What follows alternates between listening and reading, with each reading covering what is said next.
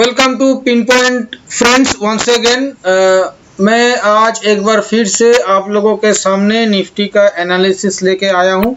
पर आज एनालिसिस शुरुआत करने से पहले मैं एक बात कहूंगा आप लोगों को।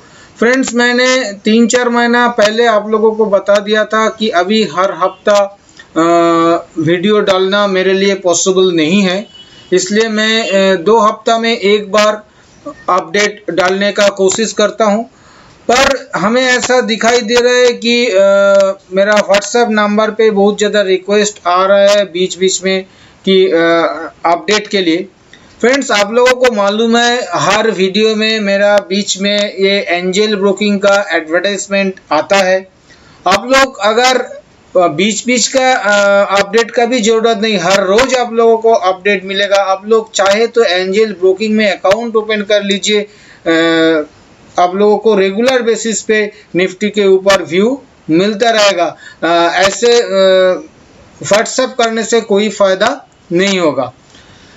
फ्रेंड्स, आप लोग देख पा रहे हैं मेरा सामने मैंने निफ्टी का डेली चार्ट ओपन करके रखा है। यहाँ पे पिछले 2 हफ्ता में हम लोगों को पिछले 3 हफ्ता में हम लोगों को एक जबरदस्त रैली देखने को मिला है।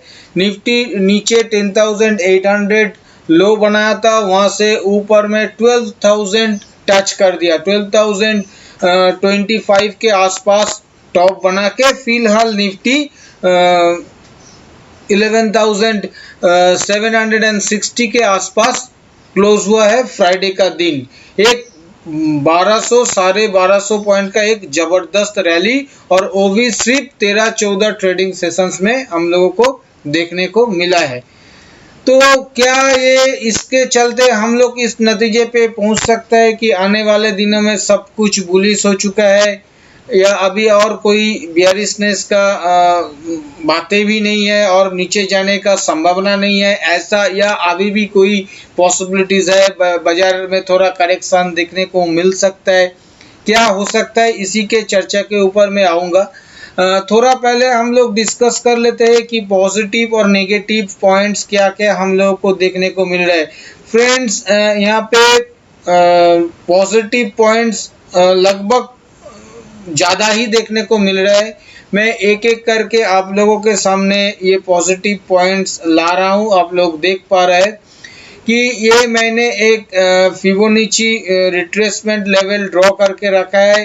ये जो नीचे 14-15 दिन पहले जो 10,790 का लो बना था, वहाँ से 2 दिन पहले जो टॉप लगाया निफ्टी 12,025 के आसपास का, उसका एक फिबोनाची रिट्रेसमेंट लेवल है, और ये 38.2% लेवल फिलहाल आ रहा है 11,550, और निफ्टी उसके काफी ऊपर करीब 200 पॉइंट से भी ज्यादा ऊपर ट्रेड कर रहा है। तो जब तक ये लेवल इंटैक्ट है तब तक डरने वाला कोई बात फिलहाल नहीं है निफ्टी में।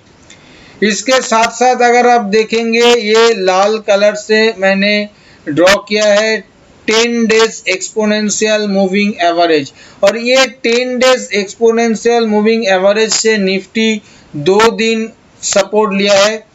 थर्सडे का दिन जो इतना बड़ा गिरावट देखने को मिला था, उस दिन भी ये 10 डेज एक्सपोनेंशियल मूविंग एवरेज से सपोर्ट लिया, और कल के दिन भी फ्राइडे के दिन भी ये 10 डेज एक्सपोनेंशियल मूविंग एवरेज से सपोर्ट लेके थोड़ा बहुत ऊपर आ पहुंचा है। ये 10 डेज एक्सपोनेंशियल मूविंग एवरेज से सपोर्ट लेना ये भी एक अच्छा खासा पॉजिटिव पॉइंट ही है। जब तक बाजार इस लेवल के नीचे ट्रेड नहीं कर रहा है, शॉर्ट टर्म के ऊपर बहुत ज्यादा सोचने का कोई जरूरत फिलहाल नहीं है।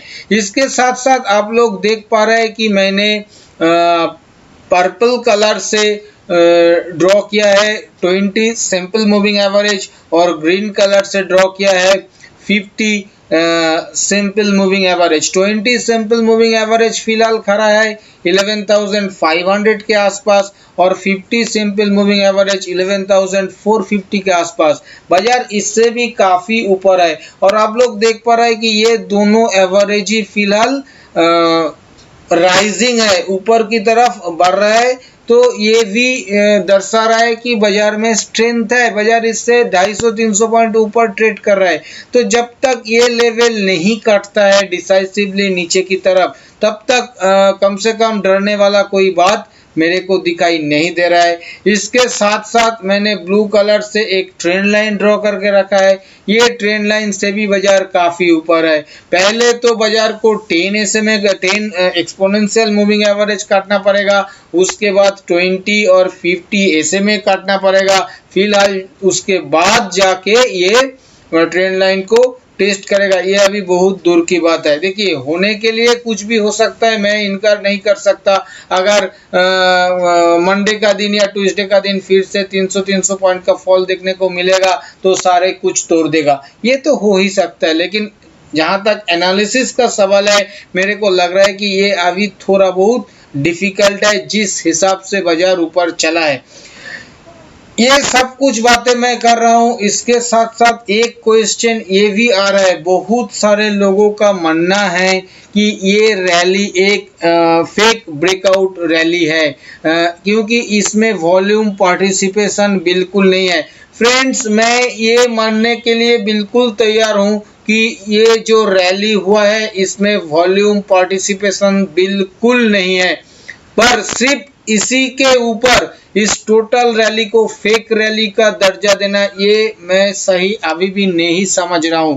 अगर ये फेक रैली होगा तो मार्केट का कैरेक्टर, प्राइस का कैरेक्टर, बिहेवियर ये आने वाला 2-4 दिन के अंदर ही हम लोगों को बता देगा कि ये सच में ही फेक ब्रेकआउट था। उसके लिए क्या होगा, उसके लिए मैं कुछ पॉइंट्स बता रहा हूं। जैसे कि ये जो कैंडल बना है, रेड कैंडल, इसका 50% जो लेवल होगा, ये लेवल वो नहीं काट पाएगा और उस लेवल से नीचे से ही घूम जाएगा और ज्यादा दिन टाइम नहीं बिता के ये जल्द ही जल्द ये 50 SMA और ये ट्रेंड लाइन को काट के नीचे ट्रेड करना स्टार्ट कर देगा।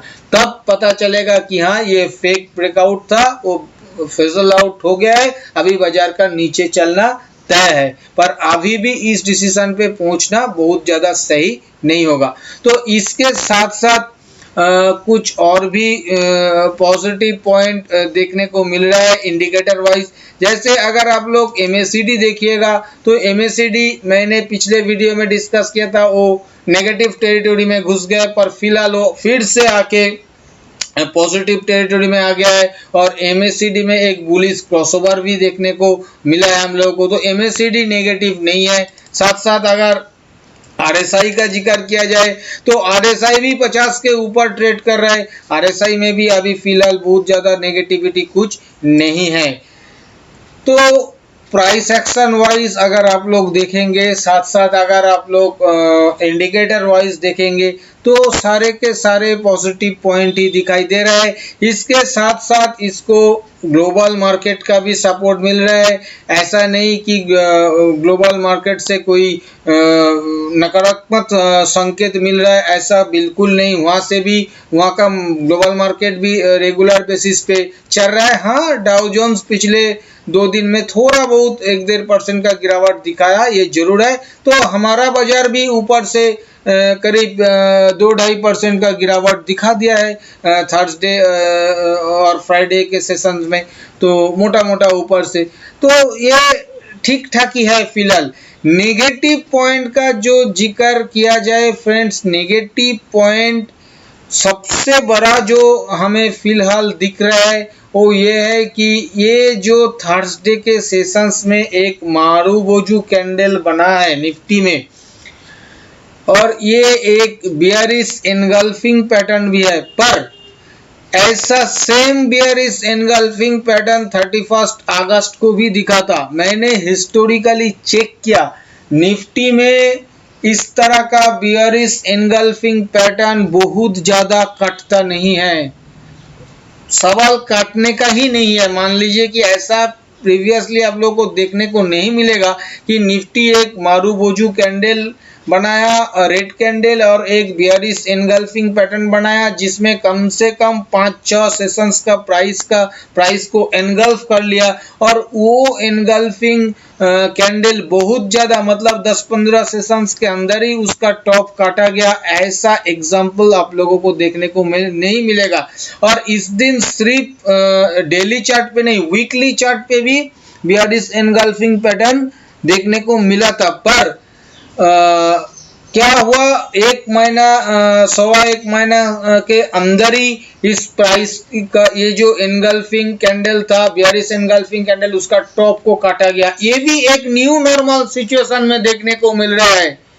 न्यू नॉर्मल सिचुएशन में और क्या क्या देखने को हम लोगों को मिलेगा पता नहीं, पर हिस्टोरिकली तो ऐसा नहीं दिखाई दिया। ये अच्छा बात है, एक नया पैटर्न हम लोगों को देखने को मिला। तो इसके चलते इसीलिए मैं ये जो, नहीं तो मुझ जैसा एनालिसिस का टेक्निकल एनालिसिस का स्टूडेंट इसको बहुत ज्यादा तवज्जो देने वाला आदमी मैं हूँ, क्योंकि ये इस तरह का मारूबोजू रेड कैंडल बहुत खतरनाक होता है। बियरिश एनगल्फिंग कैंडल बहुत खतरनाक होता है।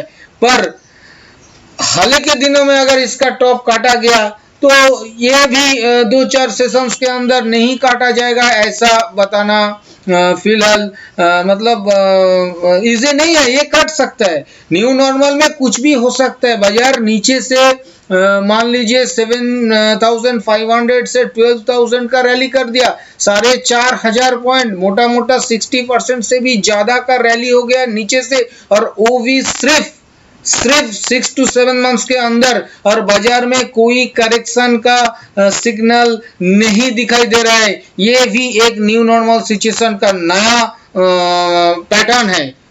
हम लोगों को नया तरह से सब कुछ सीखना पड़ रहा है। आप लोगों को भी ये करना पड़ेगा, ये सीखना पड़ेगा।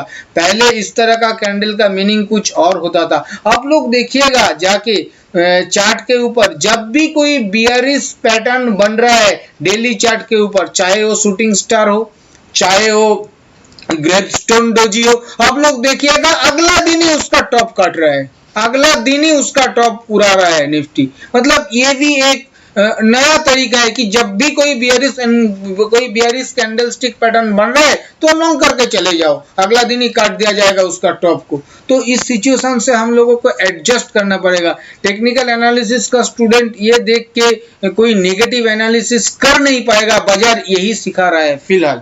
तो इसके चलते मैं इस कैंडल को बहुत ज्यादा तवज्जो नहीं दे रहा हूँ। नेगेटिव सिर्फ यही लग रहा है। साथ साथ 5 SMA से नीचे ये ट्रेड कर रहा है, ये भी एक थोड़ा बहुत नेगेटिव पॉइंट है। इससे ज्यादा बहुत ज्यादा कुछ नेगेटिव फिलहाल हमें देखने को नहीं मिल रहा है।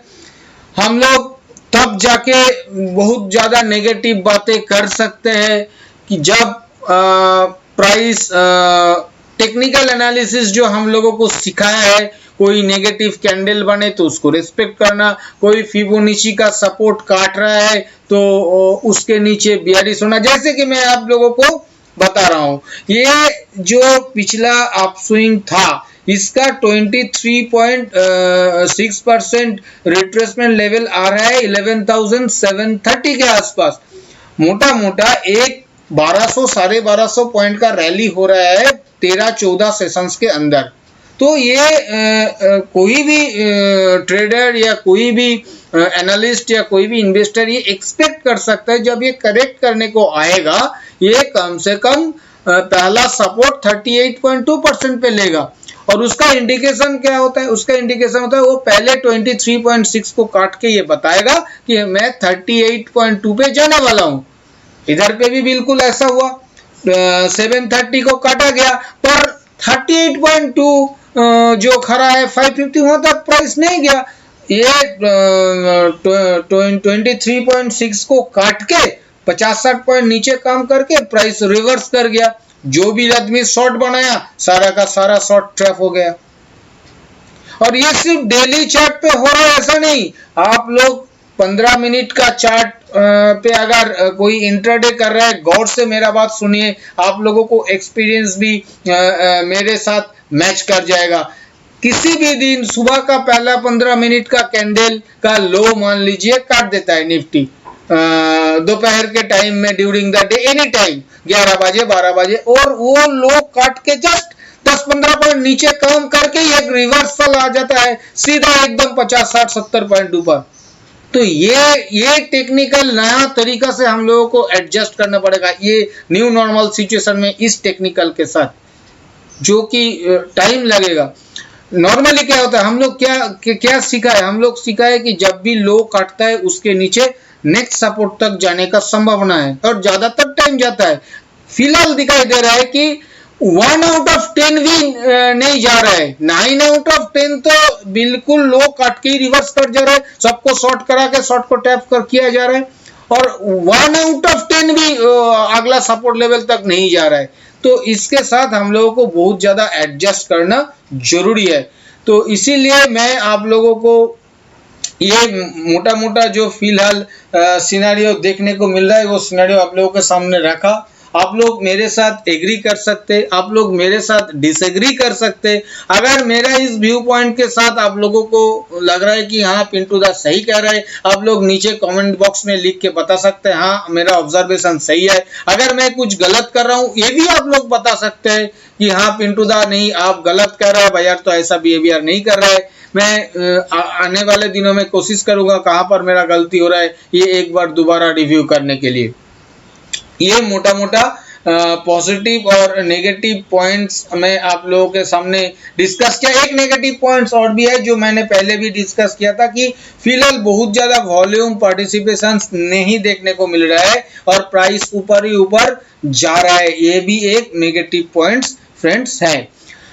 तो ये डिस्कशन आप लोगों के सामने रखा। अभी मैं आऊंगा कि इसके ऊपर कंक्लूजन पे पहुंचना चाहिए और स्ट्रेटेजी क्या बनाना चाहिए। फ्रेंड्स अगर आप फ्री ऑफ कॉस्ट निफ्टी के ऊपर हर दिन सुबह टेक्निकल व्यू लेना चाहते हैं और बीच बीच में मिड कैप और स्मॉल कैप के ऊपर कुछ आइडिया लेना चाहते हैं तो आप लोग वीडियो के नीचे डिस्क्रिप्शन बॉक्स में एंजल ब्रोकिंग लिमिटेड का लिंक दिया हुआ है, उस लिंक के जरिए एंजल ब्रोकिंग में अकाउंट ओपन कीजिए और वहां अपना पहला ट्रेड करने के बाद ट्रेड का स्क्रीनशॉट उसी लिंक के नीचे व्हाट्सएप नंबर दिया हुआ है उस व्हाट्सएप नंबर में सेंड कर दीजिए। आप लोगों के पास भी हर दिन सुबह निफ्टी का टेक्निकल व्यू और बीच बीच में मिड कैप और स्मॉल कैप के ऊपर कुछ स्टॉक आइडिया भी पहुंच जाएगा। फ्रेंड्स मैं किसी भी कंक्लूजन पे पहुंचने से पहले एक बार आप लोगों को सपोर्ट और रेजिस्टेंस का जिक्र करूंगा। जहां तक रेजिस्टेंस का सवाल है फिलहाल ऊपर में पहला स्ट्रॉन्ग रेजिस्टेंस आएगा 11,850, ये पहला रेजिस्टेंस लेवल आएगा। इसके ऊपर दूसरा रेजिस्टेंस लेवल आएगा 11,980 to 90 और इसके ऊपर तीसरा रेजिस्टेंस लेवल आएगा 12,080 to 12,110। ये तीन ऊपर में रेजिस्टेंस का काम करेगा। जहां तक नीचे सपोर्ट का सवाल है, नीचे पहला सपोर्ट हम लोगों को जो मिलेगा वो पहला सपोर्ट जो दो बॉटम ऑलरेडी बना के खड़ा है 11,660, ये पहला सपोर्ट होगा। इसके नीचे दूसरा सपोर्ट होगा 11,540 to 550 और इसके नीचे तीसरा सपोर्ट जो निफ्टी को मिलेगा वो होगा 11,450 और एक फाइनल सपोर्ट बता रहा हूं 11,370। अगर आप लोगों को ये दिखाई दिया कि 11,370 के नीचे दो कंसेक्यूटिव क्लोजिंग मिल रहा है अच्छा खासा वॉल्यूम के साथ, तब जाके आप लोग कोई नेगेटिव सोच अपना दिमाग में ला सकता है। मतलब तब जाके सोच सकते हैं निफ्टी करेक्शन कुछ दिखा सकता है। अभी सपोर्ट और रेजिस्टेंस बताया, अभी स्ट्रेटेजी कैसा लेना चाहिए। फ्रेंड्स इस मार्केट में बाय ऑन डिप्स करना सबसे आसान और सबसे मतलब क्या कहूँ सबसे इजी तरीका है एकदम। बाय ऑन डिप्स करिए आपको ऊपर में बिक जाएगा और मुनाफा भी हो जाएगा। तो किसी भी सपोर्ट लेवल के नजदीक आप लोग बाय ऑन डिप्स कर सकते हैं, सपोर्ट लेवल के 10 पॉइंट नीचे स्टॉप लॉस लगा के। ये एक स्ट्रेटेजी आप लोग ले सकते हैं। जहां तक सेल ऑन राइस का सवाल है, मैं आप लोगों को यही कहूंगा कि फर्स्ट जो रेजिस्टेंस लेवल मैंने बताया 11,850, वहां पे कोई सेल ऑन राइज करने का कोशिश मत करिए। पर सेकेंड रेजिस्टेंस लेवल जो है 11,980 टू 990, वहां पे या 12,080 टू 12,110, ये जो तीसरा मेरा रेजिस्टेंस लेवल है, यहाँ पे आप लोग रेजिस्टेंस लेवल के नजदीक आप लोग सेल ऑन राइज कर सकते हैं। जो रेजिस्टेंस लेवल दिया हुआ है उसके 10 पॉइंट ऊपर स्टॉप लॉस लगा के। पर एक बात एकदम दिमाग में घुसा लीजिएगा कि 12,110 के ऊपर किसी भी शॉर्ट पोजीशंस पे बिल्कुल मत बने रहिएगा, और 11,370 के नीचे किसी भी लॉन्ग पोजीशंस पे गलती से भी मत बने रहिएगा। बीच में काम कीजिए, जैसा लेवल आएगा उस लेवल के हिसाब से आप लोग काम कर सकते हैं। फ्रेंड्स, मैंने अपना एनालिसिस आप लोगों के सामने रखा है, मैंने क्या कंक्लूजन है ये भी रखा है, स्ट्रेटेजी भी आप लोगों के सामने शेयर किया है। अभी जो भी ट्रेड आप लोग लीजिएगा, अपना खुद का जो इन्वेस्टमेंट एडवाइजर है उसका सलाह लेके ही ट्रेड लीजिएगा। और अगर ये एनालिसिस, ये चर्चा, ये वीडियो आप लोगों को पसंद आया तो वीडियो को लाइक करना मत भूलिए। थैंक यू दोस्तों, हैप्पी ट्रेडिंग।